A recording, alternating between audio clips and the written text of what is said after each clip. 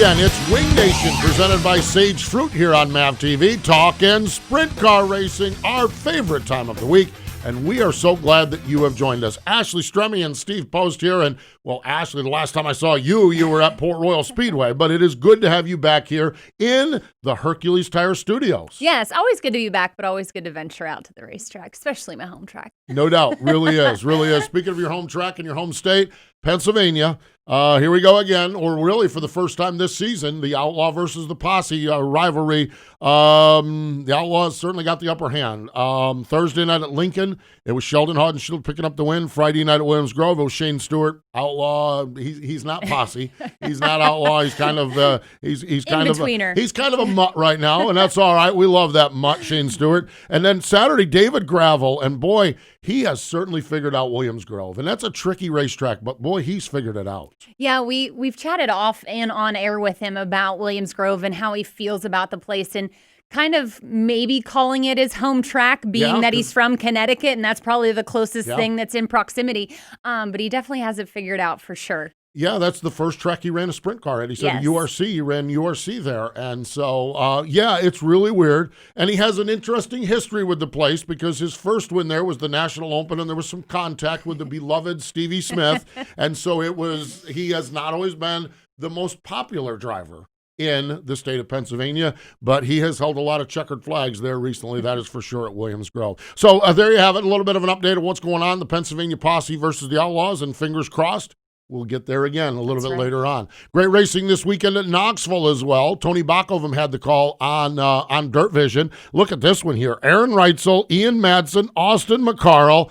Little hang time there for Reitzel, a little off-roading, if you will. It's our Dryden Diesel All Death-defying move of the week. And now for the Dryden Death-defying move of the week, where one driver simply amazes us with their on-track moves. Ian goes right to the outside of Austin as he goes to the inside of turn number one. Aaron Reitzel right there as well. Reitzel now to the inside for second and three. Car battle for the lead down the back chute, three wide into turn three.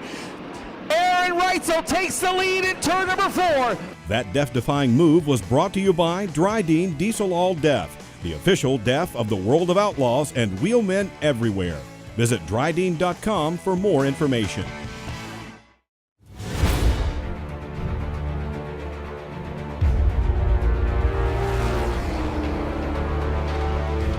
Pride. Passion. Performance. We are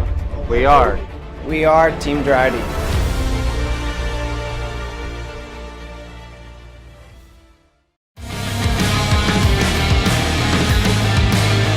Welcome back. It is Wing Nation, presented by Sage Fruit here on MAV TV. Joining us on the Hercules Tire Hotline is the champ, the reigning champ of the world of outlaw NOS Energy Drink Sprint Cars, Brad Sweet's on the line. Hello, Brad. Welcome back to Wing Nation.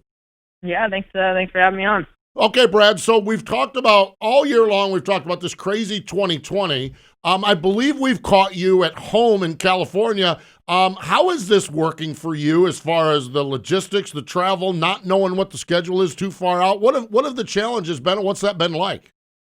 Yeah, I mean, it's kind of been nice in a way, the fact that we're getting home. I've been able to get home a lot more with just pretty much weekend racing. There hasn't been a lot of midweek stuff, so I've been at home a lot, which I'm sure my wife and daughter love, and I know I'm loving, spending some extra time if we're not going to be out, able to make money racing, then, obviously you want to be home with your family. So been getting on flights quite a bit and getting home, so that's been good. But, obviously it's a little frustrating. We want to be racing. We want to be running the Kings Royals and the Knoxville Nationals and all the big races. And, it's just one of those things that we've had to accept that it's going to be different this year. And I think we're just fortunate to be racing at this point. Very, very good point. Good point, yeah. We missed so much of this season there at the beginning. And you mentioned it, Brad. Obviously, Knoxville being different, this year being different in many aspects, but the Knoxville Nationals being one of them. 2 years ago, you were the Knoxville Nationals winner. Obviously, a different format and things going on this year. But what's it going to be like? Obviously, they're still putting pretty big money on the line, and you guys are still running at Knoxville, but it will not be the Nationals.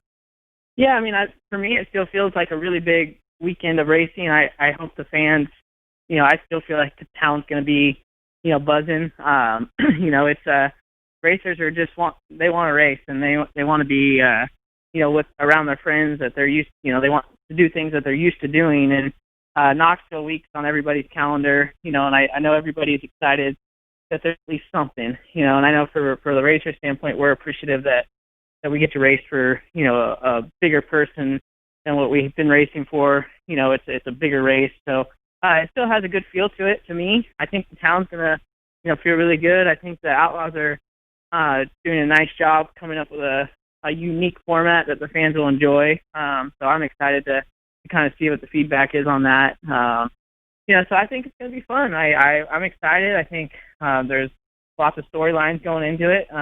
You have the Outlaws, me and Donnie and Logan. There's a lot of points battles going on, and then you kind of have this guy named Larson out there just racing and winning everything. So I think it'll all come down to Knoxville. You got a lot of good guys going in there that could win and have really solid weeks for sure. Yeah, no doubt it is. It really is going to lay out. It's there's just going to be fun. It is going to be fun to watch. I want to talk about that guy Larson. Okay, that's your brother-in-law, by the way, Kyle Larson. Okay, it's never fun to end up on the short end of it. You ended up at Lernerville. You ended up in just a tremendous battle. We've still been talking about that. What is the frustration like finishing third? I know you hate finishing third. You probably hate that I'm even asking you about it. But to know you're part of one of those classic races, and as you step back and look at it, and your brother-in-law did get second there at the end of it. What is your takeaway after a night like that? After the burn goes away, or is the burn still there from one of those? Oh no, it's one of those things. It's just racing at the end of the day, and I always just try to look back at it and see what I could have done different to win the race. And I was a little frustrated in myself. Felt like we had a car that was capable of winning, and it just made a few mistakes real late in the race. And when you have Larson and Schott right behind you, just they're on their game just like we're on our game. So you're gonna have to be perfect, and we just weren't perfect. The car it was good enough. Had we just got it a little better, like we've been, majority of the year, I think then we would have been able to hold them off, or had I done a few things differently. I hate to make excuses. I'm one of those guys that likes to just always be, looking at what we could have done different to win the race, and just felt like I did a few mistakes late in the race, got my tires spinning on the backstretch, and just didn't cover, and when I took the white flag, my sixth racing sense, so to speak, knew that they were right on me just because I had those last few laps weren't going as good as I'd hoped. The car I was struggling with the race car a little bit, and felt like they were right there. I just felt like I should have covered up, the middle groove, and just kind of left it open there for Donnie. And obviously Kyle was right there. I was going to try to go around Donnie in 3 and 4, but Kyle, snuck under me, and Donnie kind of ran in the middle, which surprised me. So. Yeah, just one of them things where it didn't go good. It stings, but I wish Kyle ran with us a lot more. I think we'd have had a lot more exciting races throughout the season. It has been amazing. It really, truly has. Hey, we do need to step away, but we got a lot more to talk about, so everyone hang in there. More with Brad Sweet as we continue here on Wing Nation. Hey, Ashley, what are you up to? Oh, I just stopped by to grab some sage fruit apples. Now I just have to decide which ones. You can never go wrong with a Honey Crisp. They're light, crisp, and full of perfectly balanced flavor. Oh, hey. You could always go with one of their classics, the Gala or Fuji. They're both sweet and juicy. Grown in the heart of Eastern Washington, Sage Fruit Company works hard on the farm and with their retail partners to provide high-quality apples and pears to consumers all year long. Well, I couldn't decide which ones. Thanks for the help, guys. I'll race you to checkout. Wing Nation, presented by Sage Fruit, rolling along here. Joining us on the Hercules Tire Hotline is Brad Sweet, the reigning champ of the World of Outlaws. Okay, so now off the racetrack, okay? And this is your brother-in-law last week said he's learning to grill, and he's learning from one of the best, and you, okay, are one of the best grillers. And then I saw somewhere in one of your social medias this I think it's an outdoor kitchen. Like, how much do you grill? Do you grill all the time, Brad? Yeah, it's definitely, one of my passions outside of racing. Probably the thing that I enjoy most is, just being outdoors, cooking, just I kind of am like an entertainer, so to speak. So, Kyle's opposite, always take out food and he never cooked a thing in his life. So, my dad, I grew up around barbecuing and always cooking outside and always eating home cooked meals and, just different backgrounds. So he's getting more and more into it. And, he definitely has a nice little outdoor setup. He just never really learned how to use it. So it's been interesting teaching him, but he picks up on everything pretty easily. So he's doing a good job now, and he's getting excited and that he can do it, and it's learning that it's not really that hard to do something like that if you just want to do it. Yeah, this all stemmed from a conversation he had with Ashley. He was talking to Caitlin and everyone and said he makes really good burgers. And so we asked him about it, and he was giving you a lot of praise. Okay, so back to you and your cooking, because this is a sprint car show. Why would we not talk about cooking? Okay, Brad Sweet is going to host a party with some key people. Let's say we'll bring over Ron Capps, guys that you respect, and your Chase Idols. Elliott. Yeah, your guys like that. Yeah. What's your go-to meal? What are you going to serve? What are you going to grill, fix, cook, and serve for a bunch of guys like that? Yeah, I'm going to go to the store. I'm going to, depending on how many people we got, I'm going to get the whole beef tenderloin, which is the filet mignon, but you get the whole cut. Probably going to grill it to medium rare, and then slice it up with some barbecue potatoes and probably some asparagus or some veggies of some sort. And that's probably about it. But you can't go wrong with one thing I've learned is, a really good cut of meat is kind of makes or breaks you. So you got to spend the money on the meat to kind of put you over the top or, a step above the rest. And filet mignon always seems to be the best cut of meat that people like. So that's my go-to when I'm having a big party, because you can kind of, if you're going to have 10 or 12 or 15 people, you can do 2 or 3 of those, and it goes a long way. So I'm just curious. I mean, all of that sounded phenomenal, but the important part to me is the drinks. Is there a signature cocktail? Is it a cold beer? Is it a lemonade? We have everything. Let's just put it that way. We have a little outdoor bar that's got all the spirits and beers and White Claws that you can want. We got a wine fridge full of nice reds and white wines. So yeah, we know how to entertain. We make margaritas. We do a little bit of everything. So it's always fun when we have some people over or we're out on the road. We even do quite a few barbecues along the way too. That's fantastic. We need to go to California. We need to go visit Brad. Hey, Brad, we're not waiting for the invite. We're inviting ourselves to that. Yeah, you anytime. Maybe next year we'll have a race out this way, and you guys could swing through. Oh God, now you're not. Yeah, that's crazy. That really is. Hey, I do want to talk while we're talking off the racetrack. And you talked about in an early part of it that you're spending more time at home. Your daughter Savannah, what is she? She's 2 to 3 years old, right? She's 2. 2.5. Yep. Yep. What is she into? What's because it'll change in 2 weeks. So this week, what is she into? Well, we like to go to the pool. We got grandma's pool just down the road, so we go to my wife's mom's pool quite a bit, and she loves to go do that, and she's learning how to swim, so that's been fun. She got daddy's race suit, so she likes to dress up in that, and I got my championship winning car in the garage, so she likes to stand on the hood and do, her celebration like she won the race. She rides her little tricycle around a lot in the backyard. She's got her little Jeep that she likes to drive, so she's really outgoing, basically wants to do something at all times. So it's a lot of fun when I get home, because I'm able to, to kind of focus that time and energy to her, when I'm here, and then obviously when I'm racing, I can focus on that. That's awesome. I'm just curious, real quick, Brad. Like, obviously, you're playing dad when you're home, but what does Monday through Thursday, whatever you want to talk, since you jump on a plane and come back and forth so much, what does a typical week without racing look like for you, other than hanging out with your kid? Yeah, just working out, trying to stay in shape, obviously. I have a gym in my garage, luckily for me, during this time, because everything's closed out here. But, so I spend quite a bit of time working out, working around the yard. Out here, it's still a little bit closed down, so it's a little different, I did just get a boat.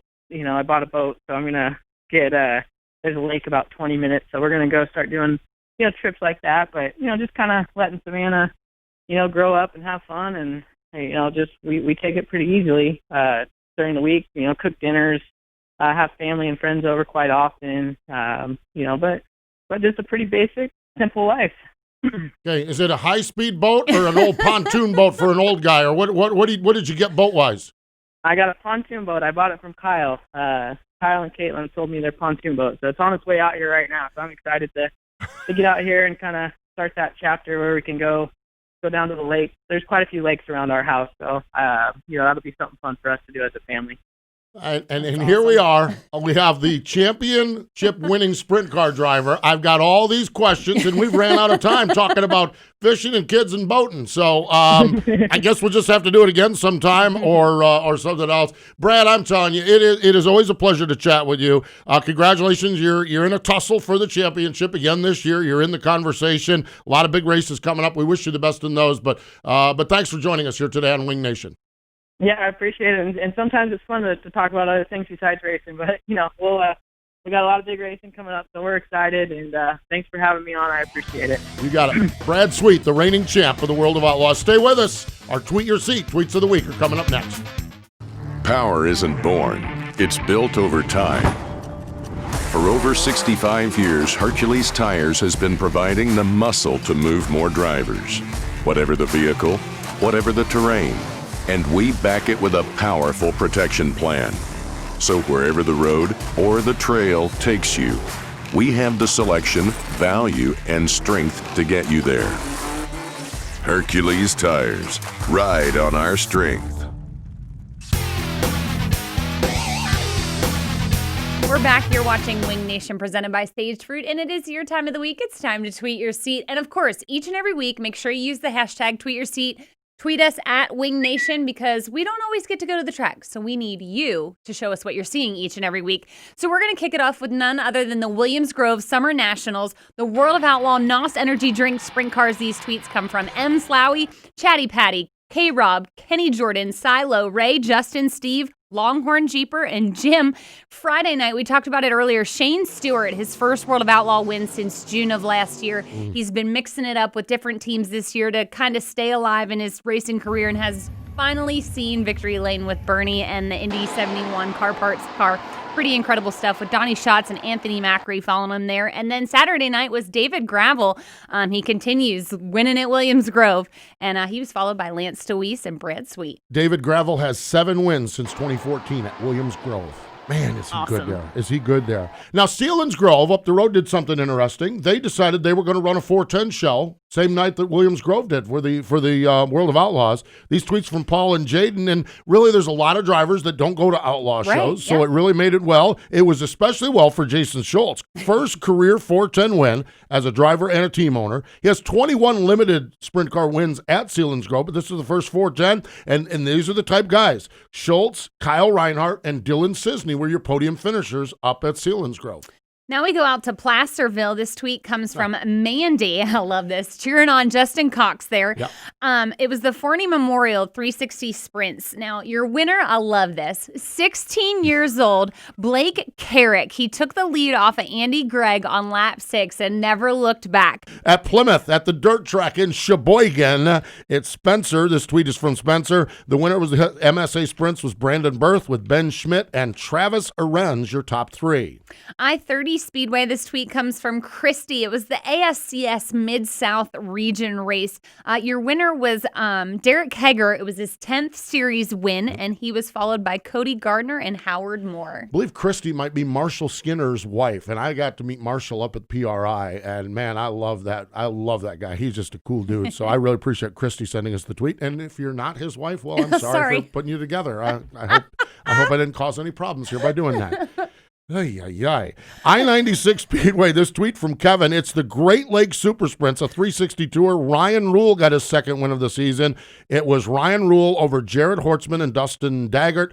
Daggett, I actually saw the Great Lakes Super Sprints one time up at Butler, and great group of guys that race in that tour. And that's what I love about sprint cars. We talk about the Outlaws all the time and the All-Stars and Williams Grove and Port Royal and everything, but there's so many of these great tours like the MSA Sprints, like the Regional ASC see tours like the Great Lakes Super Sprints that are just putting on great racing whenever they come to a track near you. It's really good stuff. It really is, and this is really great stuff as well, awesome? Steve.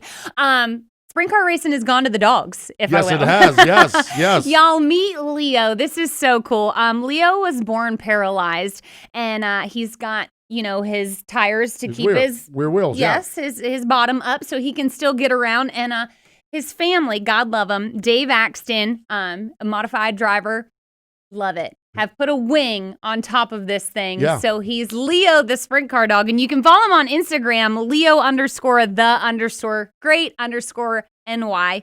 Yep. And check out his ventures along I the know. way. He's a sprint car Great. racing dog. Gotta Yes, love it. he is. Dave Axton, you said a modified racer. He also runs some of the Empire Super Sprints. And I see maybe he's going to do a little Patriot Sprint action. cool. So Leo the Great. Oh, I love it. That's fantastic. So really cool stuff. Keep those tweets coming in. I'm serious. Keep them coming in. We need to see what you are seeing.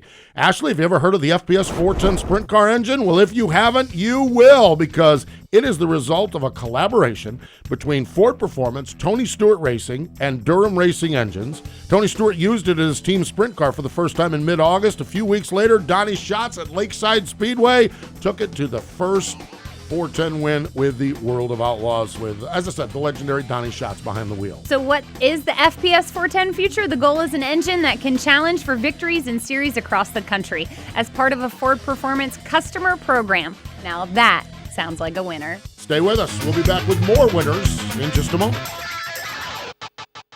Hey, Ashley, what are you up to? Oh, I just stopped by to grab some sage fruit apples. Now I just have to decide which ones. You can never go wrong with a Honey Crisp. They're light, crisp, and full of perfectly balanced flavor. Oh, hey. You could always go with one of their classics, the Gala or Fuji. They're both sweet and juicy. Grown in the heart of Eastern Washington, Sage Fruit Company works hard on the farm and with their retail partners to provide high-quality apples and pears to consumers all year long. Well, I couldn't decide which ones. Thanks for the help, guys. I'll race you to checkout. There are people who say things aren't made here anymore. Those people should make a trip to Michigan, or Kentucky, or Illinois, where you'll find our workers and dealers and engineers and technicians building for America. We're proud to employ more hourly workers than any other automaker in this country, because we build for this country.